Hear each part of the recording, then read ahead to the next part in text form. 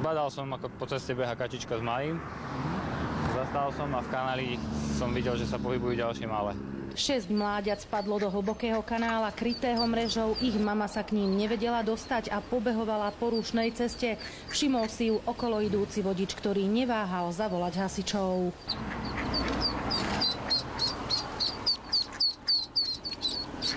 Za mamičkou.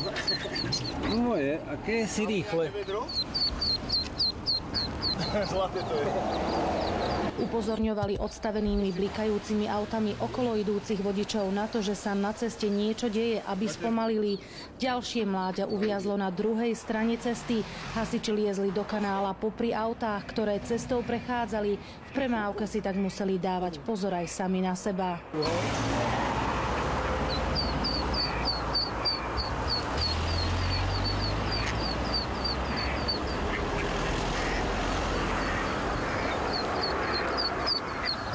Behala určite aj s malým. Zo 3-krát by ich tu už bolo zrazilo. Kačacia rodina prešla z Hrona cez 2 dvojprúdovky plné aut. Hasiči ich naložili do vaku a odviezli späť k vode. Všetky sa bezpečne vrátili tam, odkiaľ sa vybrali na výlet. Oni pôjdu za ňou.